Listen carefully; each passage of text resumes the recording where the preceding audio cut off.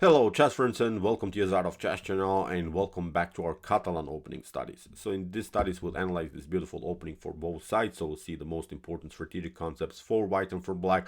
We'll see the most important middle game strategies, the cool tactical opportunities for both sides. So I think this will be a great series and I think you can have also a great preparation in this spectacular opening. So if you want to know more about the Catalan opening, please check out our playlist. Here's the link of the Catalan opening studies. Please check it out. As I said, it could be really useful into your opening repertoire. So today we are analyzing a different variation, a different sideline, a different method. This method is really ultra aggressive. This method has been introduced to us by the top grandmaster Daniil Dubov against Ding Liren. This game is really spectacular because here Daniil Dubov destroyed Ding Liren with a dirty opening trap in only 18 moves, which is really incredible when you think about it. Harder Ding Liren is maybe the next world champion in chess and he loses in such a brutal way. So that's why first of all in this video I will show you this epic spectacular game, but then of course I want you to introduce to you one of my ideas how to defend against this methods, because there are good defensive strategies against this early h4 move.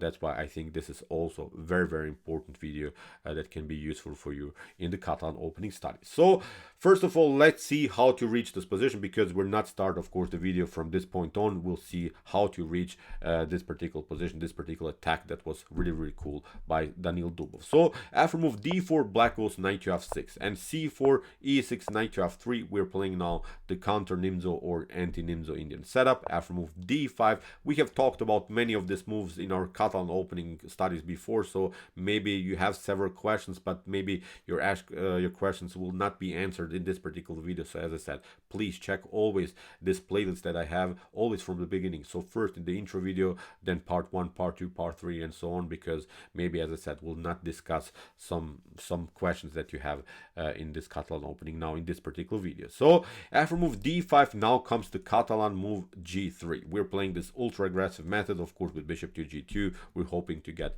a beautiful activity with the light square bishop. Now we're analyzing again this bishop to b4 check method. This line is very popular now these days in top grandmaster level, bishop to b4, and in our previous analysis we have covered also bishop to d2 and knight to d2. Again we're analyzing now this line, knight to d2. In my opinion, bishop to d2 is much better for white. It is more forcing, is more aggressive. After move knight to d2, the problem is now after kingside castling and bishop to g2, black will many times play now the move d takes c4. After d takes c4, you cannot of course pick up the pawn with the knight because the knight is pinned. So that's why you will lose more time in order to recapture your pawn. You have to play queen to c2 maybe, then afterwards queen to c4, or you have to kick away the bishop, then maybe afterwards you can pick up somehow the pawn on c4. So with this bishop to b4 check method by black, you see black slowed down a little bit the normal development of white here on the queen side. The bishop is stuck a little bit by its own knight. You have to, as I said, lose at least 1, 2, 3, 4, 5, maybe even tempi just in order to recapture the pawn. White will, in many occasions, pick up the pawn on c4, but actually, as I said, will lose simply very important time. Meanwhile, of course, black will simply develop further pieces and could have, of course, also a nice setup in the middle game stage. So after move d takes c4, here white goes many times with the move queen to c2.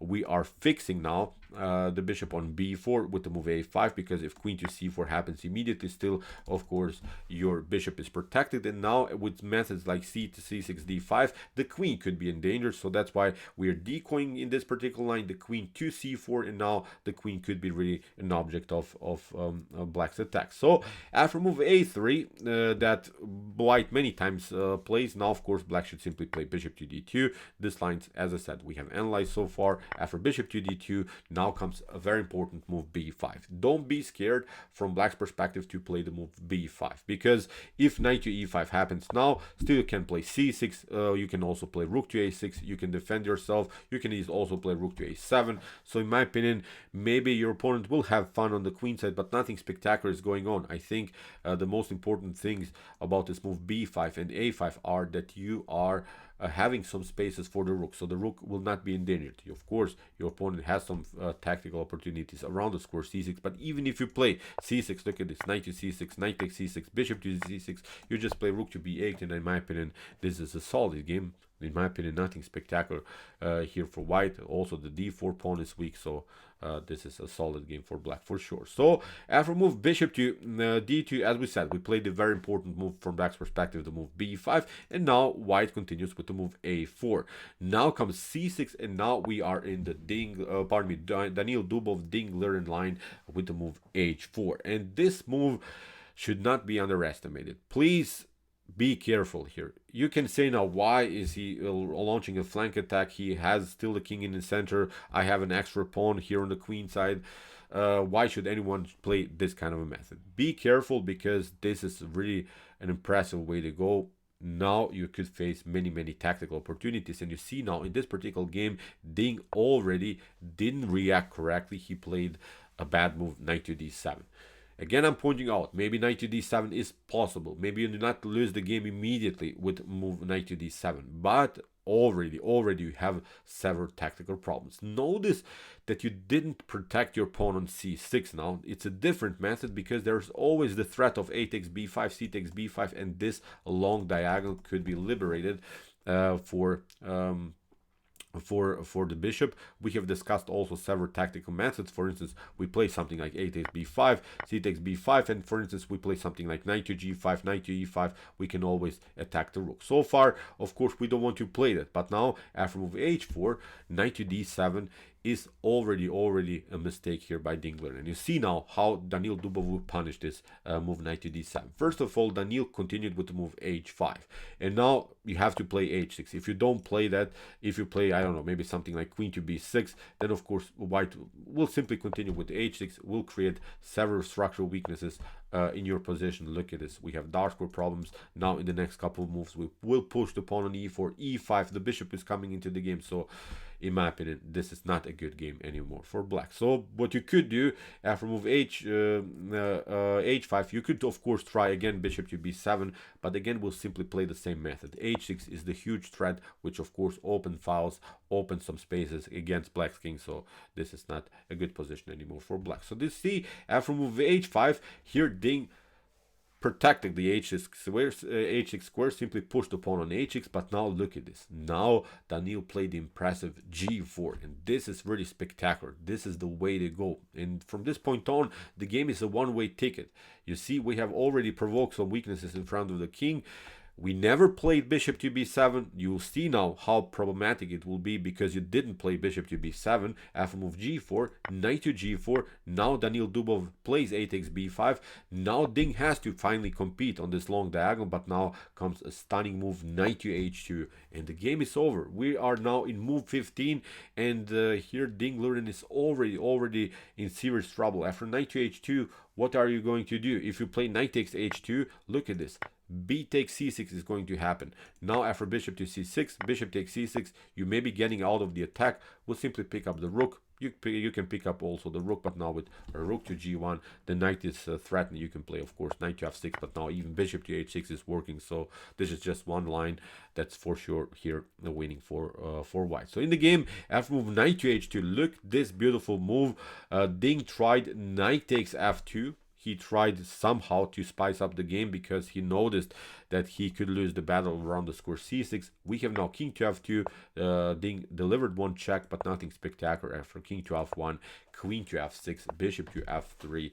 In this position, believe me or not, Ding Liren resigned. So really wild stuff. Incredible what happened here. Yeah, I'm not sure when I ever saw this kind of a dominant game in top grandmaster level in only 18 moves, and the game was over here for black. So let's go back to the critical moment of the game. So as I said, after white is launching the move h4, you have really to play the move bishop to b7. You have to immediately compete against your opponent's light square bishop. You don't lose time. It's simply not time to play knight to d7. It makes sense in many occasions, in many sidelines of the Catalan opening, to play this kind of a setup, because the knight is of course a good defensive piece. but not in this particular position. So after move bishop to b7, we're analyzing now also good attacking methods for white and also good defensive methods here for black. So now probably white will continue with this idea. Will eventually play the move h5. Again, I'm recommending you to play h6. Don't allow him to push the pawn on h6, because if you allow that, then of course, as we said, white could have black could have many dark square problems, and you already gave up your dark square bishop, so that's why this dark square bishop would be simply the best minor piece on the board when it gets maybe to f4, e5, so that's why you have to stop the further progress after move h6. So now, again, what white can do is now again ultra aggressive move g4. This g4 is very popular. Don't be surprised if still white continues with the g4 attack, but now I think we can if knight to d5 happens, this is not good if you get out of the attack, because white will simply proceed with g5, h takes g5, knight to g5, and there is now even a checkmate threat. Even if you play f5, the pawn on e6 is hanging, so this is not a good game anymore for black for sure. So that's why, as I said, after move g4, you have to simply accept the challenge. You have to pick up now the pawn on g4. Now again, white has several choices. White can play, of course, knight to e5, but I think this game is simplified enough for black. After knight to e5, d takes e5, we can even play now f5. Now it is possible. Probably white will simply take e takes f6 en passant, but now after queen to f6, we have a beautiful battery on the f file. We got out of this mess, and okay, this is playable, of course, also for white, because white still has some tensions here around the square b5, around the square c6, but we can get out of this mess. I think we simply now include the knight into the game. The queen is out, the rook created a battery. You have to lose also now one tempo in order to get your bishop out, and now you can play normal development. I think, look at this, knight to a6 is beautiful. You play something like a takes b5, but now the knight is coming into the game with the tempo against the queen. The queen has to step back, and we have now a great protection of the c6 square. So in my opinion, this is solid. The engine gives you equal chances, but I would love to play now more, I think, this game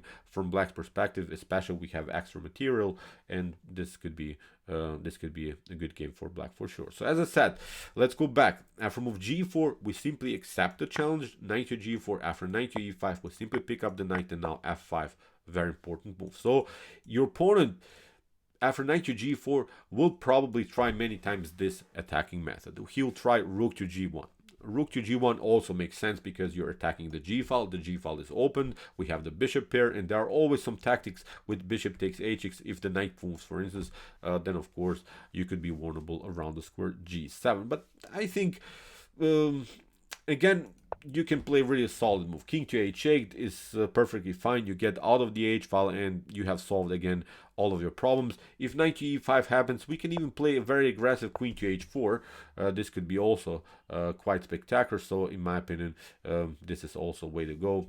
You could really have a good defensive idea here. So you can also play, of course, something like f5. You can play several methods, but in my opinion, first of all, what you should do, get your king out of the g file, and in my opinion, nothing spectacular here for white. So let's go back. After move bishop to b7, the correct move that we're doing, as we said, white will continue with h5. We are playing h6. Also, instead of this move g4, which is useful, which could be dangerous, also a very aggressive method can be the move rook to h4. But now I think it's simply time to play knight from b to d7. Now, in my opinion, you should go for it. Now the knight is perfectly fine. Your opponent will probably try now to move knight to e5. And now we play queen to c7. And I think, again, you could have a solid game. You include all of your pieces into the defense. You connect the queen to the bishop. That's also very important, because after a takes b5, c takes b5, the bishop on b7 is in many occasions a loose piece.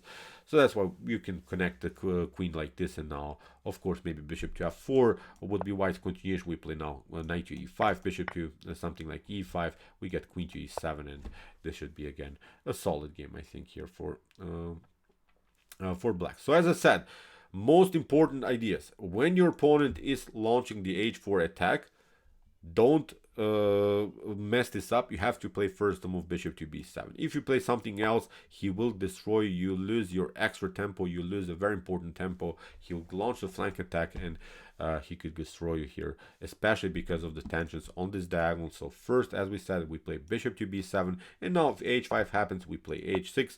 Now g4 and rook to h4 are the main methods of white to continue the pressure. So okay, I hope that you enjoyed the study, and I hope you will try to do this in maybe with the white pieces. Of course, this is still, in my opinion, a dynamic attack, but with the black pieces, you have to know how to defend this position. So in my opinion, this could be really useful video for your preparation in the Catalan opening. So okay, if you want to see more about the Catalan opening, please check out our studies before. Here's the link of our whole playlist with the introduction video, part 1, part 2, part 3, and so on. And if you like this content, don't forget to subscribe to my channel. See you soon with some more videos, and chess is the best, of course.